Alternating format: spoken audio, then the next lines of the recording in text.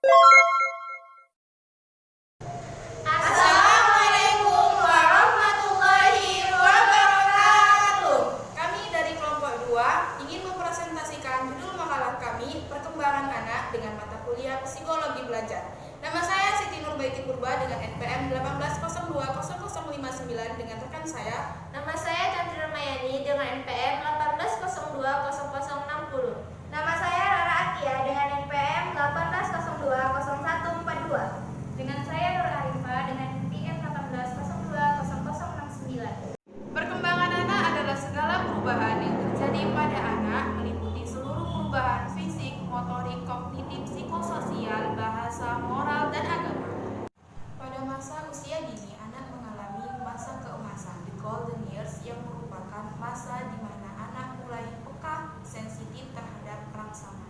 Masa ini juga merupakan masa peletak dasar untuk mengembangkan kemampuan motorik, kognitif, sosio-emosional, agama, moral, dan bahasa.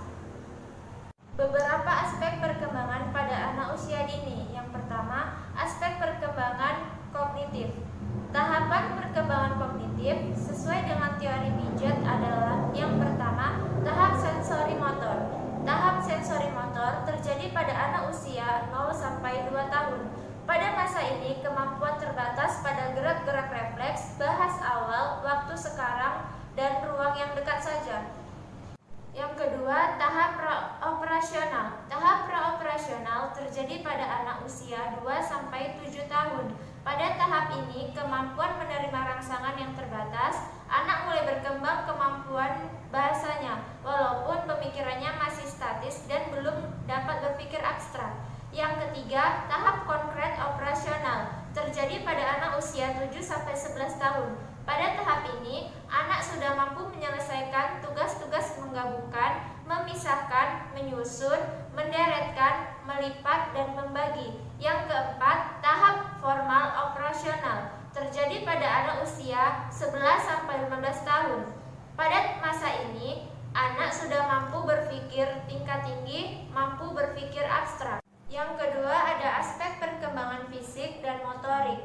Aspek perkembangan fisik dan motorik merupakan perkembangan pengendalian gerakan jasmania melalui kegiatan pusat saraf, urat saraf, dan otot-otot terkoordinasi.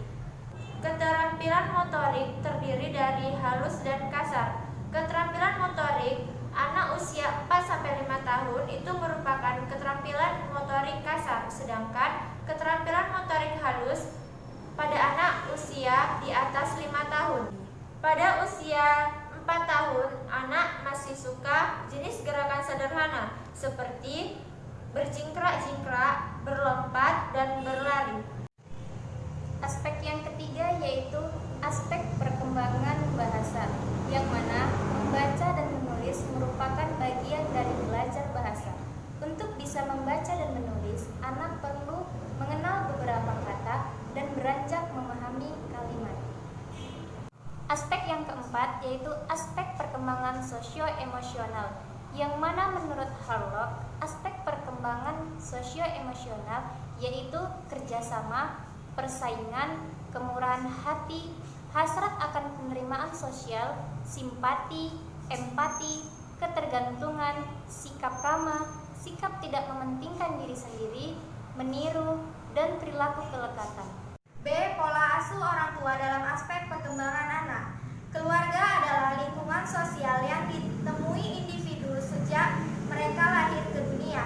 Lingkungan keluarga pertama kali adalah ayah, ibu, dan individu itu sendiri. Hubungan antara individu dan kedua orang tuanya merupakan hubungan timbal balik di mana terdapat interaksi di dalam. Setiap orang tua tentunya ingin yang terbaik bagi anak-anak mereka. Pola asuh dibagi menjadi 3 menurut Diana Beaupré. Yang pertama yaitu pola asuh otoriter.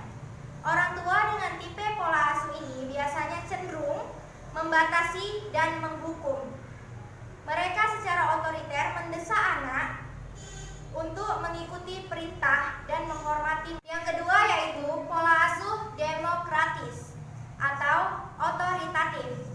Pola pengasuhan dengan gaya otoritatif bersifat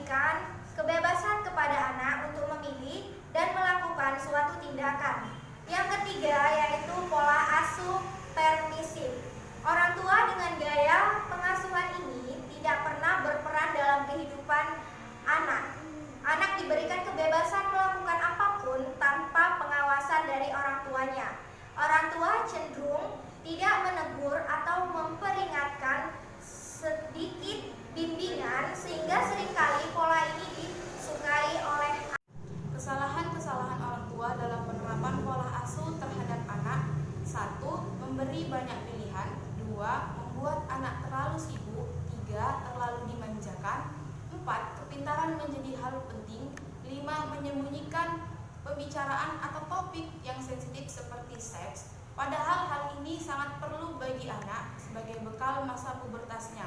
Kemudian, 6. Terlalu sering mengkritik. Sebaiknya orang tua menghindari hal tersebut karena anak itu bukan perlunya dikritik tetapi perlunya diberi penguatan atas masalah yang dihadapinya. Kemudian 7. Membebaskan anak bermain gadget. Hal ini sebaiknya bukan tidak diperbolehkan tetapi hanya perlu diberi batasan waktu. Yang terakhir yaitu terlalu melindungi anak. Hal ini menjadikan anak kurang bersyukur terhadap sesuatu. Anak perlu sekali untuk menghadapi masalahnya sendiri dan menjalaninya sendiri. Beberapa hal yang perlu dilakukan orang tua dalam memberikan pengasuhan yang baik terhadap anak. 1. Memberikan pujian atas usaha yang dilakukan anak. Kedua, hindari anak dari trauma fisik dan psikis. Yang ketiga, penuh kasih sayang. 4. Tidak membandingkan. 5. Tidak otoriter. 6. Memberikan tanggung jawab. 7. Penuhi kebutuhan gizi. 8. Menciptakan lingkungan yang positif. 9.